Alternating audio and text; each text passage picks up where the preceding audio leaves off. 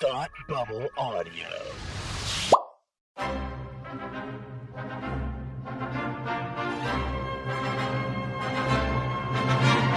Look, up in the sky! You will never find the more wretched hive of scum and villainy. Welcome to Beer with Geeks with Tim and Frank.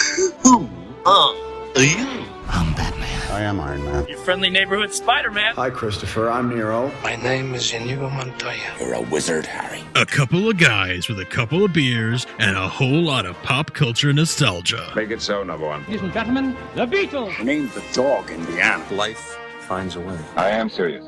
And don't call me Shirley. Now sit back and crack open a cold one, because it's time for Beer with Geeks. It comes in pints? Shaken, not stirred. Great Scott! I was way off. I knew it started with an S, though.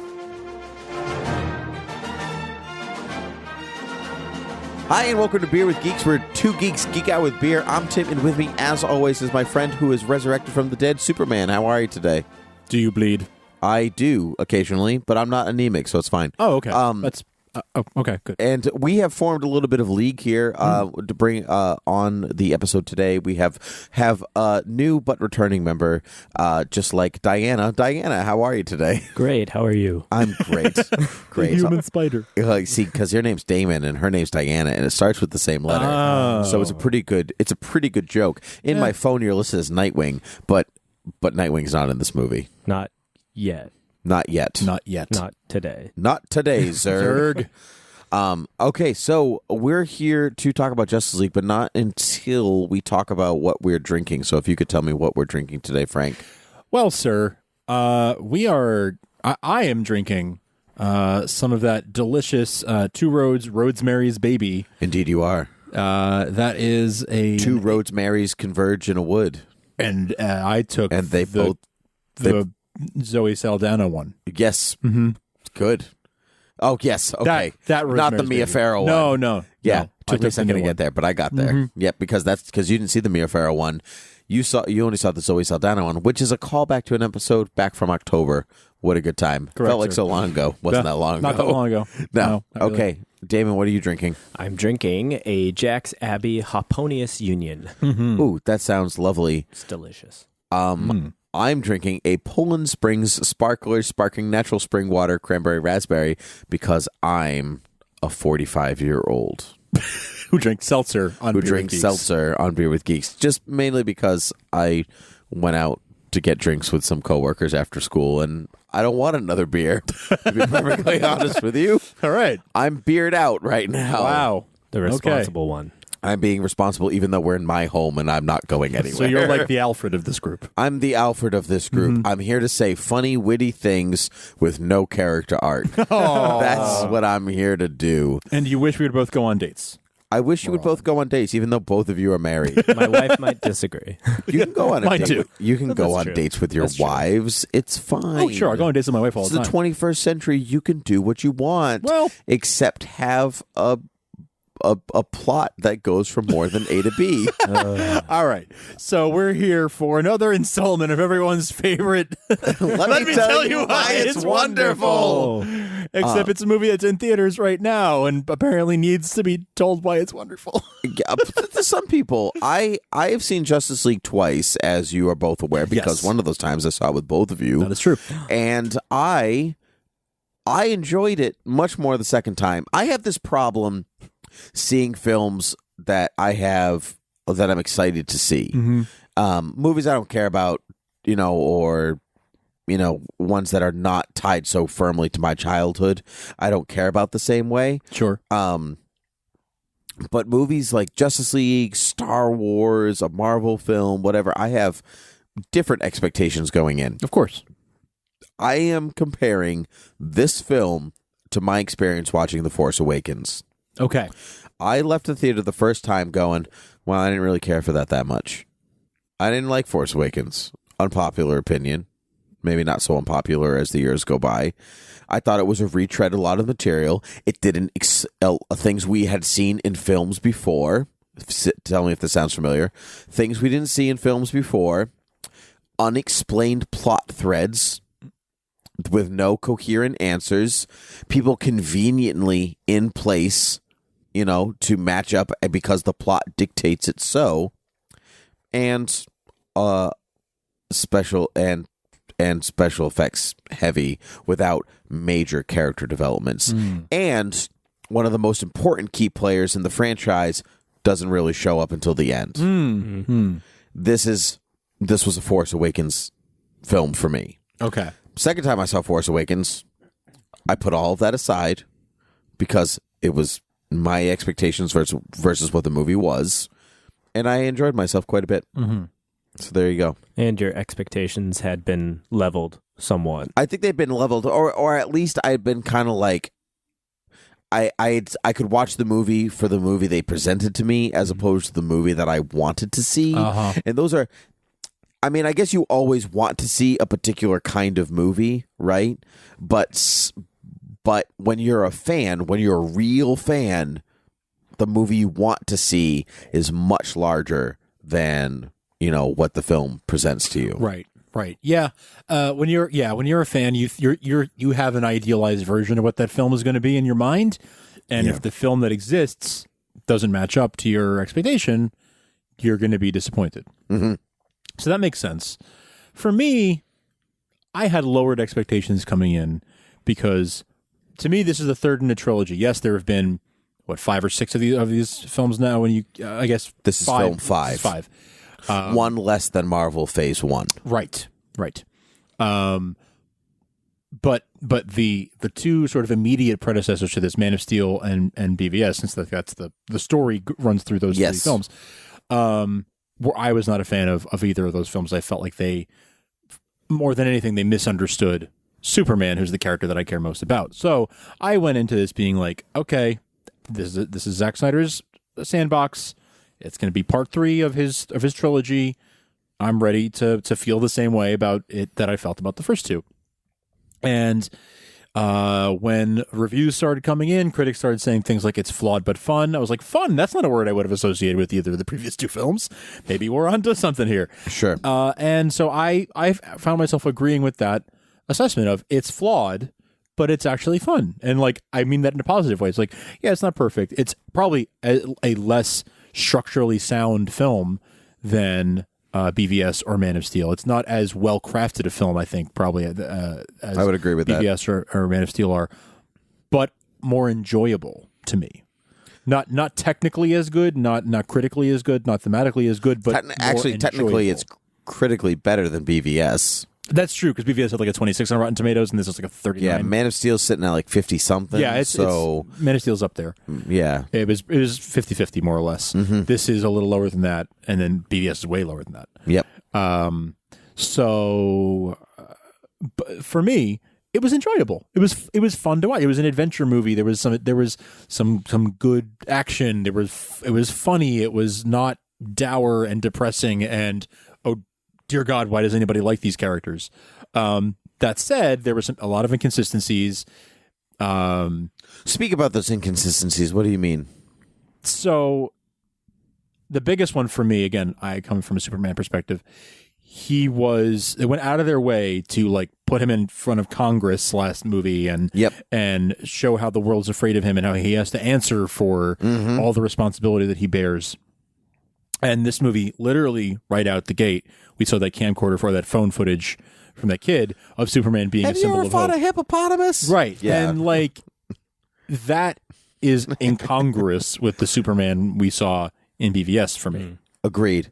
So it was a major course correct, and I think a reaction to fan feedback. Yep. That while I was happy to see that, because I'm happy to just discard, let's just forget we made those mistakes and move on. I'm fine with that. But I recognize that it's an inconsistency with the universe that they've tried to create. So it's a double-edged sword, because I think it's a good thing. They did the right thing, and they did the character a service by abandoning some of what I think were mistakes they made up until now.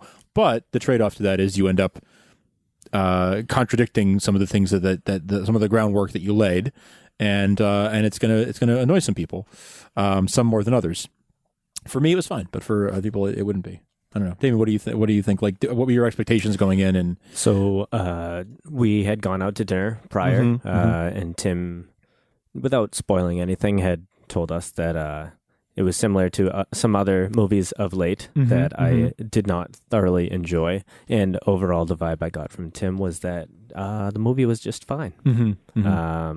So I think that tempered my expectations a little bit, which actually I think benefited me.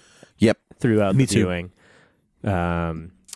It started strong, actually. I enjoyed, even though it was an inconsistency, I liked all the new everyone mourning Superman, all that. I thought Batman going off to wherever Aquaman visits once a year, like Santa. He had a beard and everything. He did, yep, right out of the cold. He grew that beard real fast, too.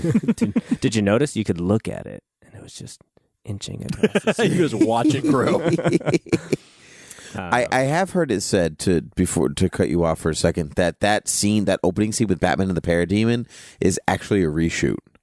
That's not a Zack Snyder scene. Interesting. It's a Joss Whedon scene, which explains the continuity between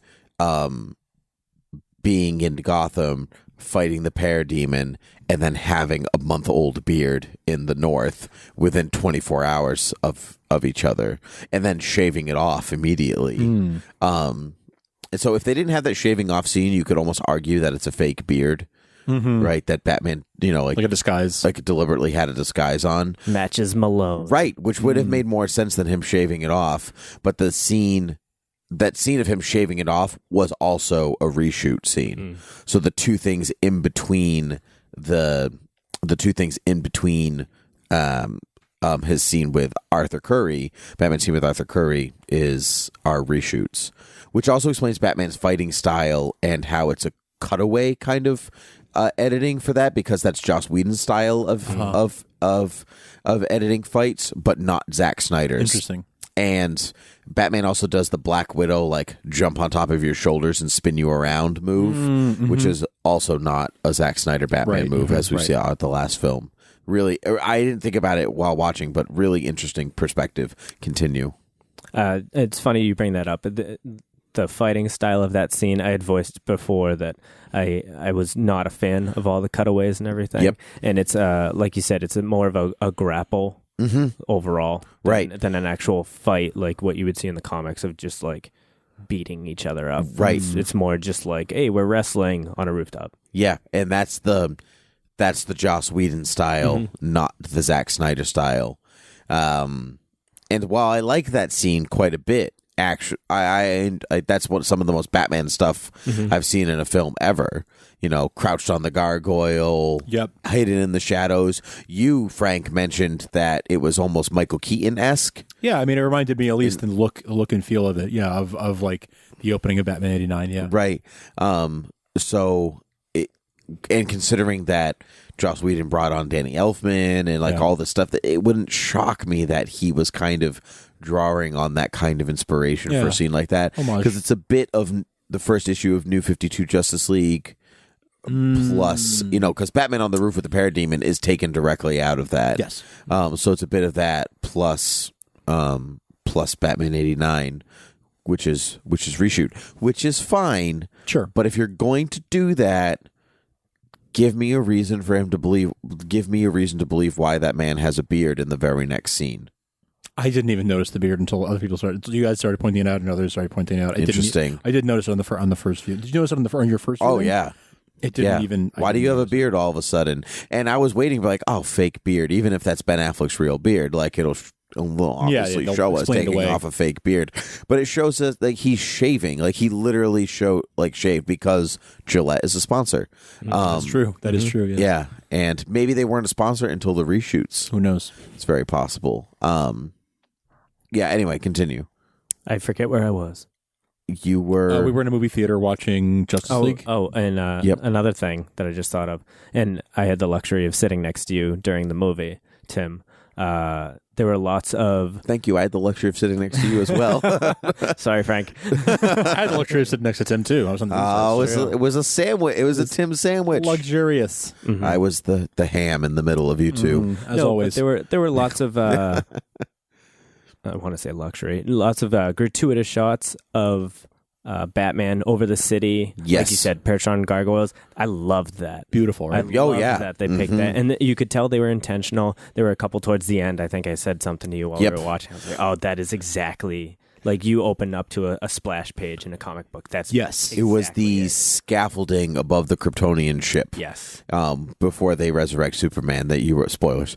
Before you were like, I like saying spoilers ironically, like way past the point where we're at spoilers. Right. That's the part where you were like, yes. It is funny how sometimes it's little things like that that are all you need.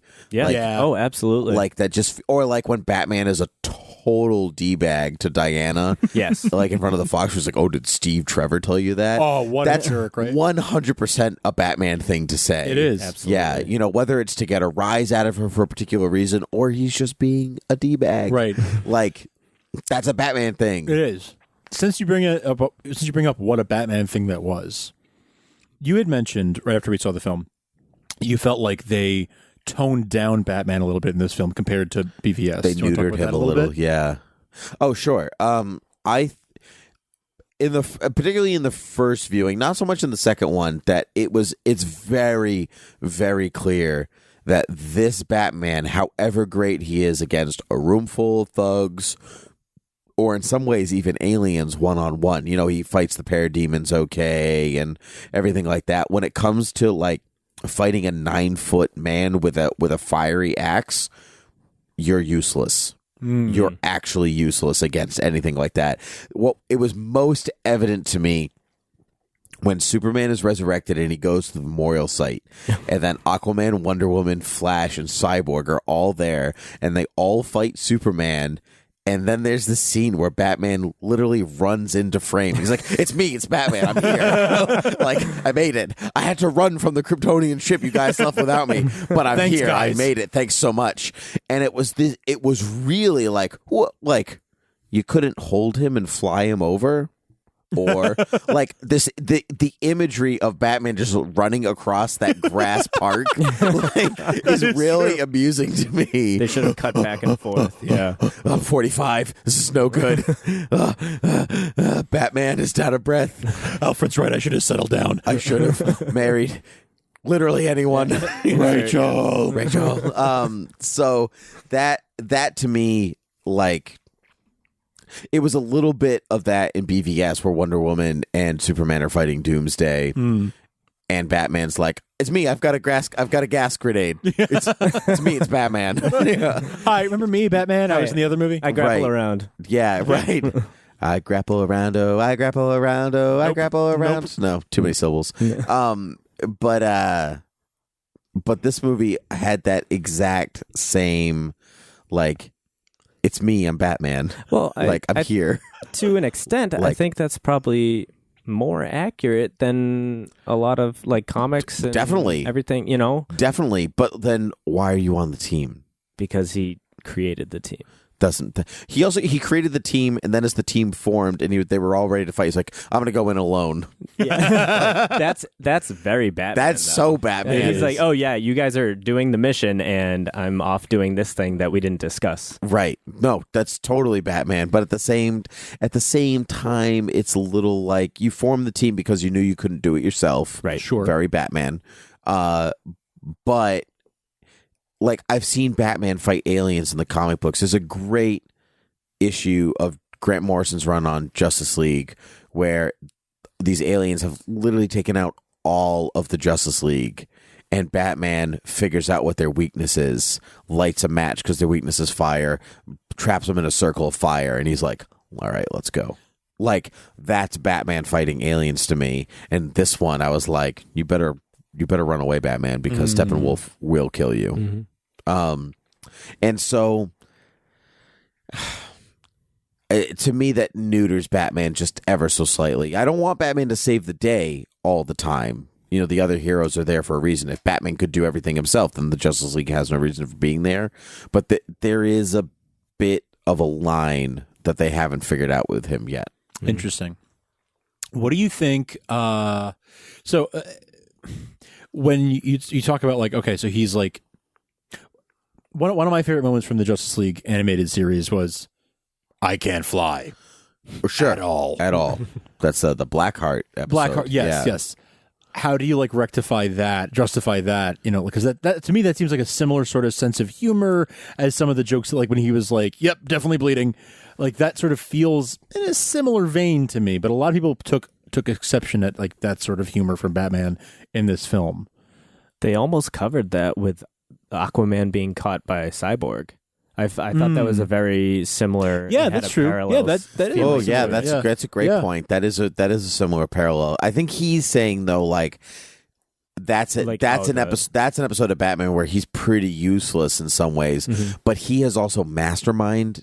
He's the mastermind behind that entire plot, and you see him mastermind the entire thing. Once they get in there, Batman has he has no strategic purpose anymore.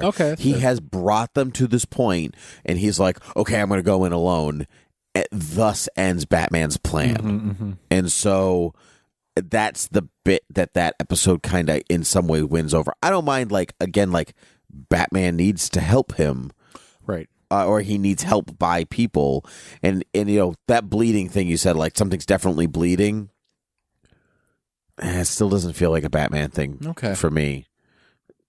Yeah, not all of it. I think I don't not like you. That's a Batman line to me. Oh, interesting. I can see Batman saying that. I actually felt like a Whedon add-in at the end to lighten things up.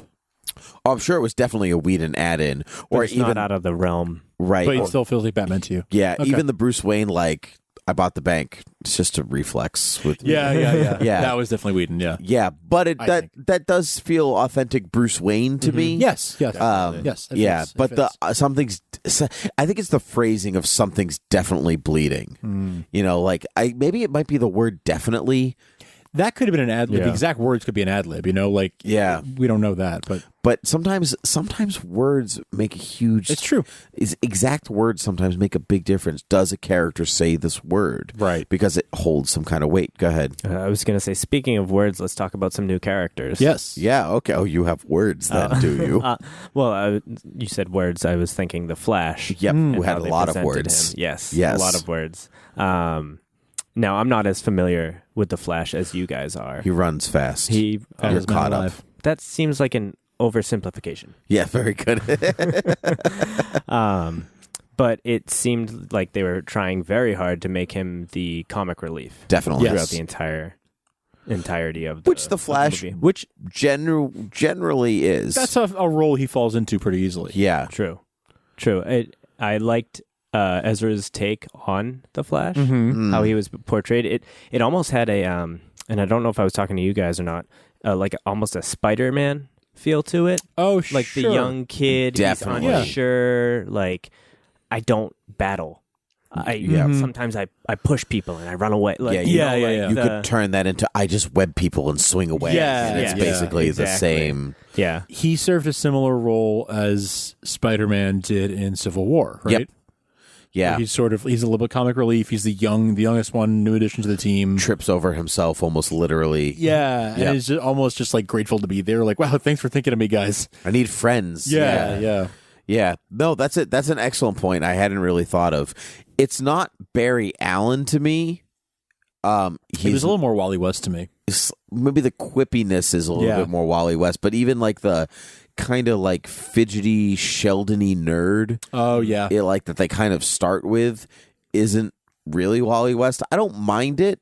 Probably mostly because I watch Barry Allen on TV every week. Yeah, so there's kind of I have a good one. It's fine. Exactly. Yeah. It's fine, and I don't dislike him. And I actually some of the clips were. Some of the stuff was great. When he's running around the cave, it's a cave, like a bat cave. And then the face he makes when he's in the Batmobile and his eyes are just kind of darting everywhere. It was great. One of the best scenes in the film, I thought, was when everybody's in the cave, or the concrete hallway they call a cave, the department store. I hate that bat cave. Thought I hated Nolan's bat cave, but I was wrong. I hate this one. But everybody's in costume and they're just standing around talking. And that to me is some of the best superhero stuff is when everybody's in costume talking without their masks on or even with their masks on. Sure. Which I think I said to you guys when we saw it, that's something I've yet really to see in a Marvel film. Because anytime everybody's in costume, they're just fighting. You know, like you'll get some people, like if you watch like the first Avengers film, like Thor's costume is just his clothes. Right. Captain America is without his helmet, but Tony's not wearing his suit. Right. Hulk's not Hulk. Yeah. You know, like nobody's always wearing their costume. And that's partly because DC has really been like, they're wearing costumes. Here they are. Yeah. Whereas Marvel's like, well, they're more like uniforms. Right. You know, and that's partly the Marvel style going back all the way to the 60s. Like Spider-Man is really one of the only ones of the 60s breed that wears a costume, right? But if you look at the Civil War lineup, you've got two guys in the armor, which are their costumes, and you've got Captain America, you've got Spider-Man, you've got Black Panther. But then, like, as you slowly kind of go down the list, you're like, well, Ant-Man's is really like a metal helmet with antenna, and Black Widow's just in, you know, a skin-tight suit. And Hawkeye's Bucky, just hockey. Mr. Hockey. Mr. Hockey. Hawkeye is also just in a skin-tight suit, and Bucky's just in leather with a metal arm. And it just kind of goes down that list. Falcon's just in, like, he's got some stuff with a backpack and wings. You know, Doctor Strange is not in Civil War, but Doctor Strange is just in some, like, you know what I mean? They're not really wearing costumes. They're just wearing clothes that are, like, stylized. Where DC is like, they're in costumes and they're in the Batcave and they're talking to one another, and it's a comic book movie. Sure. Shut up, y'all. Yeah, exactly. And I really appreciated that about this film, that it's like, it's a comic book movie. It is. You know, it is. Yeah, more than I think the Snyder films have been up to this point. I agree. Right? Even I think really any of these films, this is the most comic booky out of any of them. Suicide Squad was like, they were in costumes, like, but hanging around, like. But the Suicide Squad costumes what is wrong with me today? The Suicide Squad that's your problem. Costumes. Suicide Squad costumes are like, there's Harley in her t-shirt. And there's Captain Boomerang in his jacket, and there's Croc not wearing a shirt at all. They're not really costumes. They're just clothes. They're not wearing costumes. Okay. So this is really the first movie where you've seen multiple people in costume. Yeah, you're right. Talking to one another. And they do that twice. They do it in the Batcave and then later in the hangar. On the Flying Fox on their way. Yeah. You mean the Steve Trevor? Steve Trevor. I see. It's spreading. I'm only drinking seltzer. I don't know what your problem is. I only moved to Massachusetts. You guys were. I was born in it anyway. So all right. So what do you think about Cyborg in this movie? Because we only got a little taste of him in BVS, right? We got like sort of his origin, right? And didn't really see like him. Half of them, basically. Yeah. Damon, go ahead. Actually, the more I think about and reflect on the movie, the more I liked him. Same. Yeah, I agree. I think, in retrospect, I think he was. He brought like a subtlety to the character. And stage actor. Yeah, he's a stage actor. Really nice guy. Frank and I met him. We did. Yep. Oh, nice. Which con? Boston. Last year. And Rhode Island, I thought. Rhode Island. Yeah, you're right. Rhode Island con. Yes. Yeah. I just thought he brought like a nice subtlety, and one of you had said like how he was more human in the beginning, or was it more like monotone in the beginning and then kind of evolved? He was more machine than man. Right, which made twisted sense. And neutral. Yeah. Which made sense, I think. He was still dealing with the newness of his body and integrating the humanity and the technology. And I think he represented the nice struggle of like coming to grips with like, and Diana said it to him on the street, like, this is all you now. This is you, whether you want it to be or not. And he said, you know, something along the lines of, well, I didn't ask for this, or I'm the victim, or whatever. Why am I paying for it? I think that's what it was. And you just really, I feel like a strong empathy with him. And you can understand where he's coming from and the angst that he has staying up in the condo or the apartment, and his dad coming home, and he's like, oh, who else knows? No one, I just thought it was well done, and I think they used him enough. I don't think they overdid it. Yeah. I would agree. I think I need a second viewing to really appreciate the subtlety of his performance, because he did come off a little flat to me, to be honest. Yes. And maybe that was, like you said, stage acting. Maybe there's a little more subtlety, and comparing him to the other actors who were kind of doing a different thing. Maybe his subtlety got masked by their sort of lack of subtlety, so to speak. So I feel like I need to give him a second shot. But I liked him. I don't know I would watch an entire film of this version of Cyborg. Probably not. I don't. And we had talked about this. He's probably, or has a chance to be like their Hulk. Yeah. Where he's got that beeline in a bunch of different movies. So you get the movie, but not an independent release. Exactly. Being like the secondary character in like 3 or 4 movies. If you put that together, that would almost be its own movie. There it is. Its own story in itself, right? Yeah. Well, the subtlety thing. I think the beginning of the film was much more Zack Snyder, and as the film goes on, it becomes much more Joss Whedon. I think so too. Particularly by the end, you really feel like, even like Cyborg splitting apart the mother boxes, Superman's like, I really like being alive. Everything hurts. My toes hurt. I don't even know how that's possible. Yeah. That's all Joss Whedon, right? And maybe Whedon brought the humanity to the character. I think Whedon brought the humanity. Yeah. That's exactly right. I think Whedon was the one that was like, there's something in here. There's an arc. And I think Whedon was the one that really was the one that kind of traced it all the way to where by the end he really does open up. And it's like, the mark is when he's grave digging with the Flash, when they're digging up Superman's body. Yes. And where like he doesn't go for the pound, and then he gets it at the end. And that's the thing that kind of like you can see his very subtle transformation towards the end. And so which I liked, but it took a second viewing for me to get there. Yep. So, you know what really bugged me is that Dr. Stone, when he's leaving Star Labs or the Kryptonian ship, is wearing one suit, and when the immediate scene that he goes to talk to Victor, totally different set of clothes. I definitely did not notice that. I noticed it because I liked the suit he was wearing. And I was like, oh, that's a nice suit. And then it's the next scene, he was not wearing that suit. And I was like, what the hell? Wow. Like, what is in between? I did not notice. What is in between those scenes? When is this scene supposed to take place as opposed to this scene? I think you're reading too much into it. I think it's just a simple continuity error. No, I think for a filmmaker that's made enough films like Zack Snyder, that's not a continuity error.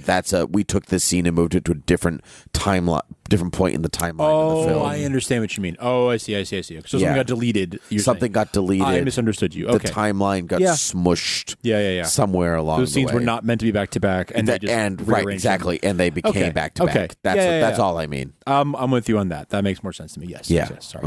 Sorry. Wonder Woman. Great. She was great, but it was Wonder Woman from a guy's perspective. Yes. And you had told us this prior to the film, and it was very evident. It's a lot of worm eye views of like upper skirt and a lot of lingering shots on her butt. Yeah. Lingering. That was the thing, and you pointed at this before we saw the film, and I'm glad you did because I noticed it more because of it. It was extremely noticeable because Patty Jenkins did not over-sexualize her, right? Nope, not at all. She's a gorgeous woman. Gal Gadot is a gorgeous woman, and there's no getting around that. But she didn't overly sexualize her. That's right. She just like here she is. Like this is just her.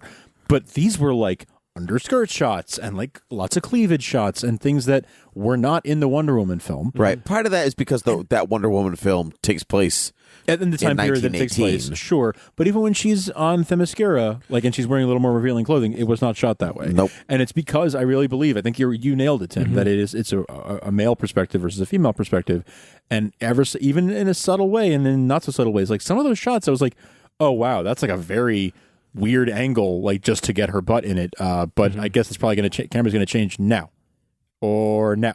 Yep. Oh, we're 30 seconds in and we're still watching. just okay. Yep. When she goes to meet I have Cyborg concerns. and she's walking down the street. Yes. Yes.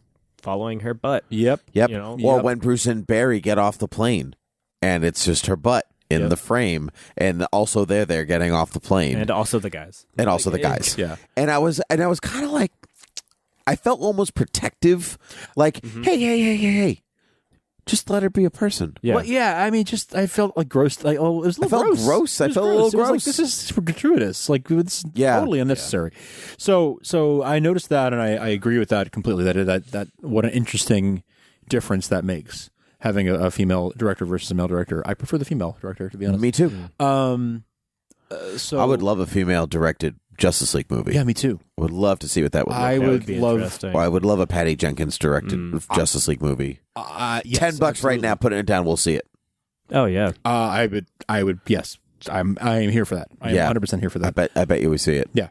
I said on Twitter the other day, I would love to see Patty Jenkins be given more opportunities in this universe, and like let her and Jeff Johns like kind of be a creative duo. I would love to see that. Mm-hmm. But, yeah. I think, talking to Diana, I think some of the best scenes in the entire movie were just her and Bruce just talking. Yes. Those are some of the best there's an scenes. intimacy there. They know each other when they're walking along the water. Yep. And then later when he's taking off his armor and she helps him reset his shoulder. There's just a nice with her cool cape. chemistry. I like that. Yeah, the cape. That was Actually, when she stepped into frame, Damon was like, "Ooh." It was such a Cape? cool look, and it wasn't the cleavage. It was just like it brought like her whole aesthetic together. Yes, think. I agree. That felt like the was it which Crisis is it, Infinite Crisis, where she has like the cape. Infinite Crisis. She wears a cape. Yeah. Sometimes she wears a cape in the Rebirth too. Oh, has she? Yeah. I haven't been reading the Rebirth. Yeah, a few times. Oh, okay. Yeah. She was going to say, I totally agree. I like his little crush on her that Alfred is totally like aware of. Like, he's like, you could have called her, or you could have called her. Just saying. Like, and then he gives a smirk too, and he's like, "Well, the number." I like when Diana is talking to Cyborg with their little war game scene. And, and he's like, "Looks like you have a date tonight. About time somebody does around here." Right. Yeah. Right. It should be you and Bruce. Cough, cough. Right.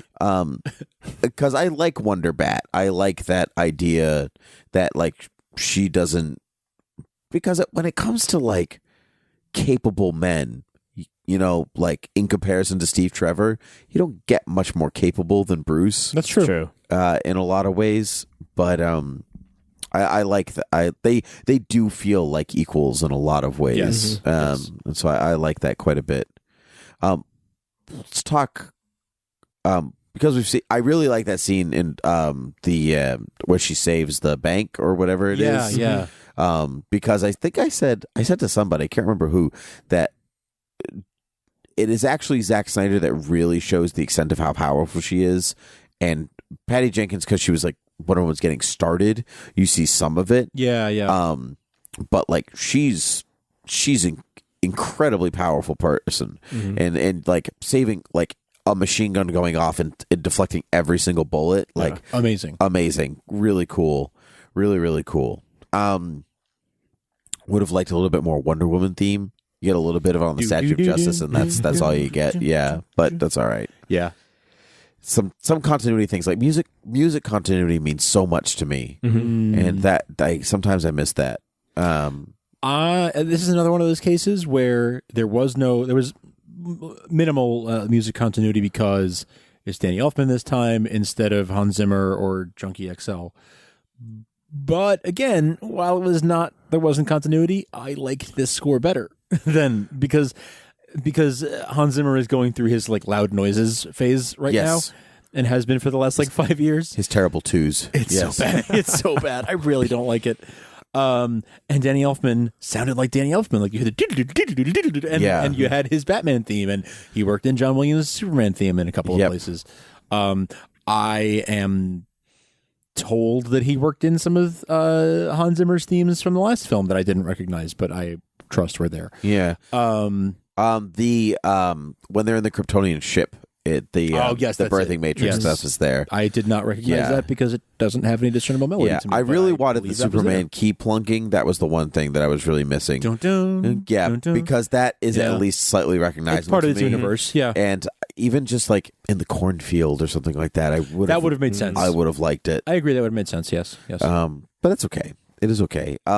Let's talk Aquaman, Aquatic Man. Bro man, Aqua Bro, Surfer Bro. Frank was really not up on Jason Momoa when he was cast. Just the look I wasn't up on, but I came around on that. You can't, yeah. So in the film, what did you think? He was good. He was fine. He was fine. He was fine. You want to see a whole movie with him? I will. Yeah, because we're comic book fans. And yeah, I will. You said you wouldn't care about seeing a Cyborg movie, but if it came out, you'd be like, yeah, I'm gonna go. Yeah, 100%. Yeah, 100%. Here's what I think. Nobody asked you. All right. I'm asking you, Damon. Tell what us do you anyway. Here's what I think. Of the 7 or the 6, however many there are, Arthur Curry is definitely the one that needed the makeover the most. Oh, you think so? Mm-hmm. Didn't care for the long hair, beard, bro. No, I did. Oh, you're saying he needed the makeover from the comic book, from his traditional character. Yeah. Oh, I see. I think he was in need of a rejuvenation. I agree with that.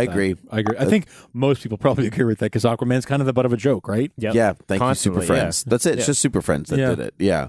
So I think the fact that they made him a frat boy of the sea, I think it'll benefit him in the future. I agree because he's not king when we see him in this film, right? He's not fully formed yet, so we will.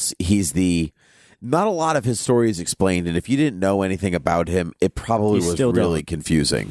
What? He's still dumb. If you don't know anything, you still don't. No, you're right. You still don't. You're like, okay, he talked to some other aquatic people. He talked to some other aquatic people who I also don't know who they are. Someone had a tiara on. Right, exactly. There was a scene that was cut. So Willem Dafoe has been cast as Volko, which is like the royal advisor of Atlantis, and he was in this film. Oh, they shot a scene, and it was.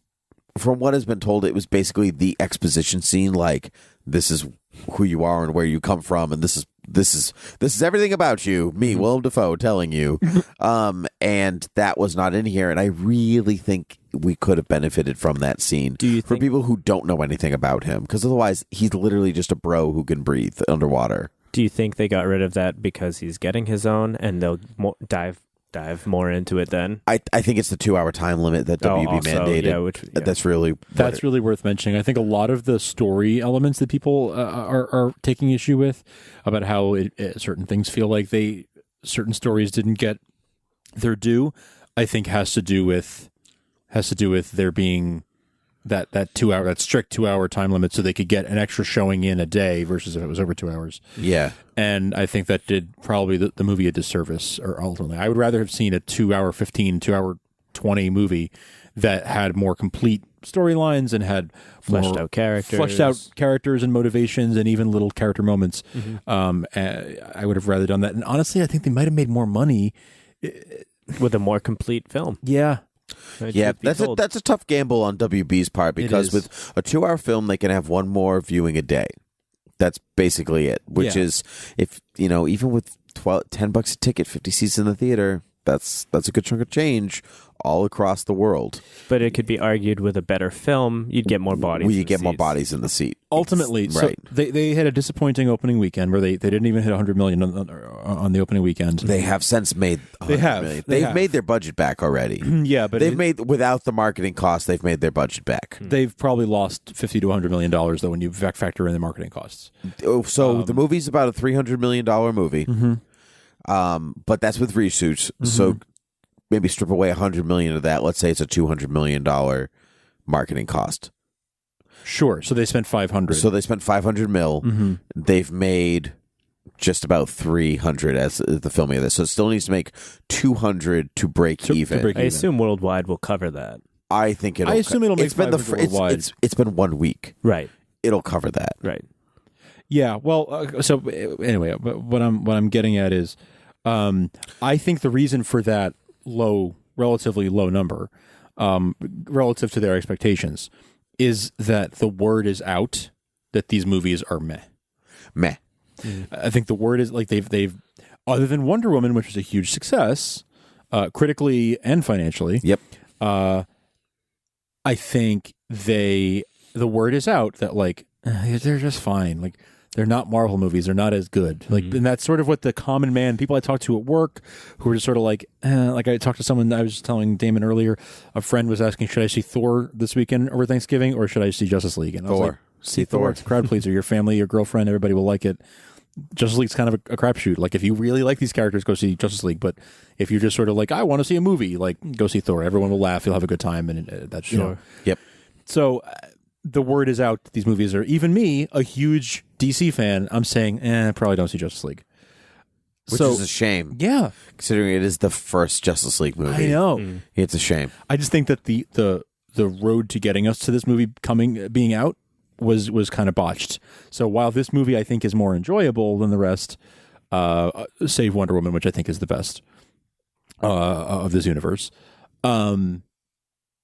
it's just they kind of fumbled on the way to what was an okay movie. What I will say about this film that I really wouldn't say about almost any of the other DC films, including the better ones like Man of Steel, which is a good film.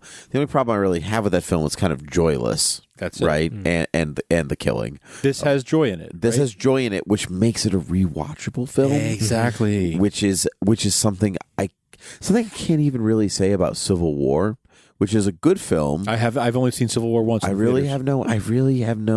It's exhausting. It's exhausting. It's emotionally exhausting. It's emotionally exhausting. And even like movies that get lauded as like, wow, like Logan was like, everybody loved Logan. It was a great film.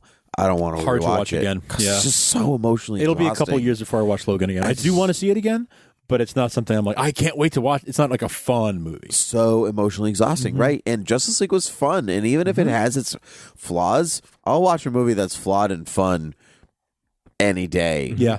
Like, take like even like something as stupid as like National Treasure. Sure. Freaking love that movie. Oh, yeah. It's flawed as anything, but it's so fun. So I want to rewatch that every year. Whereas I'm not going to rewatch BVS. I was going to say Schindler's List, but sure. Oh God, yeah. that's dark. Yeah, but you know what I mean? Yeah, a great film, really heavy to watch. There are some films that are just like one time because it's so heavy. I'll take flawed and fun any day. I agree.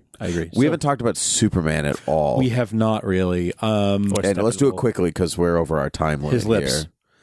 I didn't notice. upper Saw lip. it twice. Didn't notice it. Just saying. There's something wrong with you. I don't know. Not even in the cell phone video you didn't notice? That was the most I obvious noticed to me. something was weird. I noticed his face didn't look quite right, but I didn't notice that his lip moved weird. Oh, Spoiler. It was like it was its own character. Like it was doing its own thing. It was just like it was so distracting. But to me. that being said, I have not heard not one person that I went with that didn't know, like people who didn't know about the mustache didn't say anything. Okay, didn't notice. It's like Tarkin. If you didn't know he was dead, then he looks fine. I saw Rogue One with two people who didn't know that Peter Cushing was dead. Didn't know he was a fake character. I heard that many times about Peter Cushing. Yeah, definitely. But the lip thing, I have seen all over the internet. I don't know how many of the people who were saying it knew about it already or not. I'm going to argue most. Probably knew. most did. But the fact that the story is getting out that, like, look at his lip, it's weird. I think once it's pointed out to most people, it's noticeable. Sure. Like anything. I also think that on, like, if you watch it on a TV at home, it will not be noticeable. Agreed. Tarkin, who I thought looked pretty decent, but, you know, a little, something was just a little uncanny valley, a little off. He looks pretty good on the small screen. On a smaller screen on my TV, he looks unreal, like unbelievably real. Yeah. Whereas on a big screen, I was like, I can tell he's fake, but it's because I know. So yeah, Superman was much better portrayal though, like much more hopeful, upbeat. Felt more like Superman to me for the first time. Like Henry Cavill can do it when given the right material. He was my favorite part of the film. To be perfectly honest. And Wonder Woman. Him and Wonder Woman were my two favorite parts of the film. Superman was my favorite part of the film from the time he was on screen to the time he was done. I feel like he got maybe like 7 minutes of screen time in costume. But it was a great 7 minutes. But it was a great 7 minutes, and it made me want more. It made me want like, give me Man of Steel 2. Give me this guy in a second Man of Steel. Yep. They did say he's in contract to do another film. Now I don't know if that means he said he was in contract to be specific, which is an important distinction, I think. But my point is he's contracted to do one more film. But does that mean a solo film, or does that mean Justice League 2? It means anything, and there is show up. I've heard conflicting reports about Man of Steel 2 being worked on. I've heard conflicting I think you're going to see him in another film. I think you're going to see him in, say, like Flashpoint before you see him in. I really want to see a whole dedicated Superman film. I agree. Because Henry Cavill is a really good actor. I agree. And he could do it. He can. He just was not, I think, not given the right endorsement by Tim. Strong endorsement. Should we talk about the post-credit scenes briefly? I'm white and bearded, and I have an opinion. The definition of podcast. Yeah. Post-credit scenes briefly. So Superman versus Flash. Before we do that, Steppenwolf, yay or nay? Nay. Meh. Yeah. Nay. I'm going to say not terrible. Also not memorable. But not memorable, which I'll take over not terrible. The fact that the Flash, the fastest man alive, couldn't keep the mother boxes away from Steppenwolf kind of blows my mind. Means he was formidable. They didn't even try. It's not like Flash, Steppenwolf run was around more the powerful. world forever, please. I mean, something like whatever. Anyway, they're new. They don't utilize themselves correctly. Inexperience with like not knowing what to do. I guess, yeah, you could. Yes, he's never done battle. He literally doesn't know how to save people until Batman is like, "Go get one." You have to go get one person, put him into the next room. Sure, and then you'll know what to do. So yeah, you're right. I don't mind that. It just seems like Batman was there and could have thought of it, but whatever. He's got a lot on his mind. I guess. All right. First post credit scene. Fun. Whedon. Fun. Whedon. Mm-hmm. Definitely 100%. Because the brunch joke is definitely. Now, this movie before Whedon came in was supposed to be a little lighter. Yes, Zack Snyder had been saying that before Batman v Superman ever came out. Yes. This was the arc that we were telling. Right. Mm-hmm. So some of it could be Chris Terrio. I don't know what bits. You know, anytime you hear a joke, you're like, that must be Whedon. Brunch. Some of it, that feels like a Joss Whedon Brunch thing. is this movie's shawarma. It's shawarma. Yeah. Mm-hmm. Yeah. It's there a lot. I'm telling you, a lot of the humor, a lot of just the overall attitudes of a lot of the characters are very similar, very reminiscent of Avengers. And I think that has to do with the Whedon influence, whether he realizes it or not. I don't think he's saying like, "Oh, I did this in Avengers, I'm going to do it here too."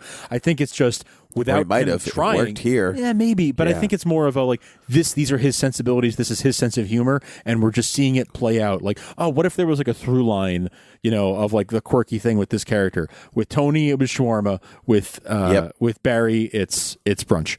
I think that's all it is. I think it's just like that happens to be a sense of humor, and he probably wouldn't even see it unless someone pointed out, "Hey, do you realize you did shawarma here and brunch here?" Then he might be like, "Oh yeah, I kind of did do that, didn't I?" Right. But it's just his sense of humor.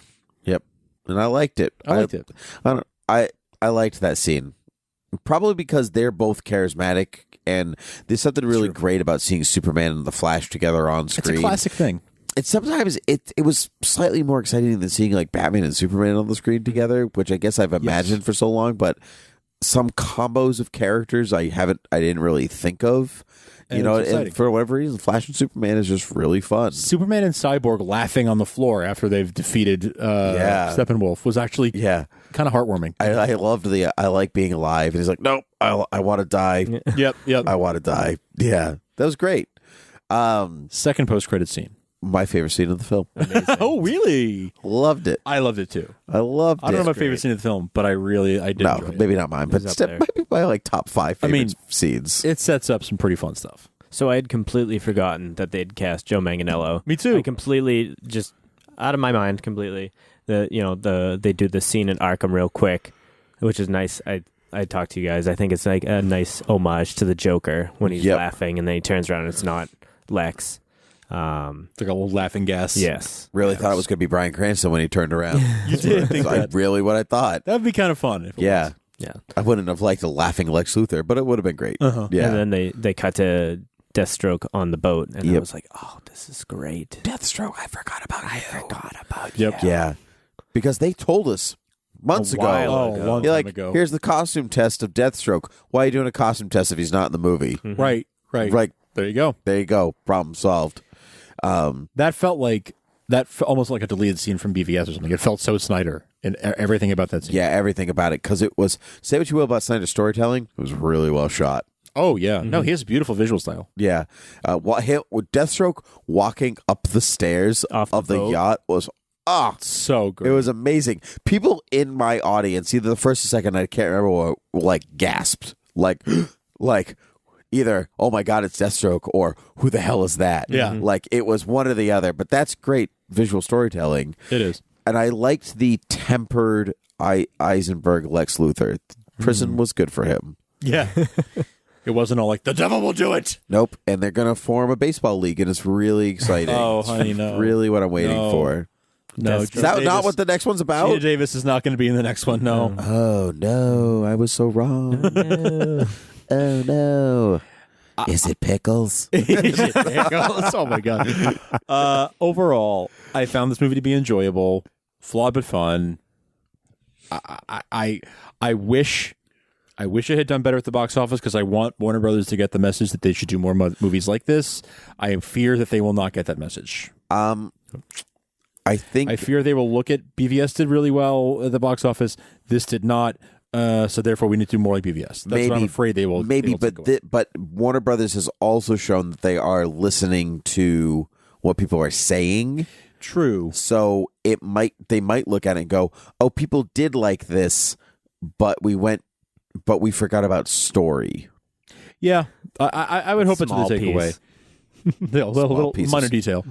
I would hope that's what they take away. At the bottom, I mean, end of the day, like they're running a business, they have to do what makes money. Mm-hmm. Right. I don't care. Like fan service or not, you got to stay in business. Right. And the movie business is like imploding on itself too. Like these movies cost millions and millions of dollars to make, and they barely turn a profit. Right. I don't care how successful your movie is. Right. So like they barely have enough money to always scrap together to make the next movie. Mm-hmm.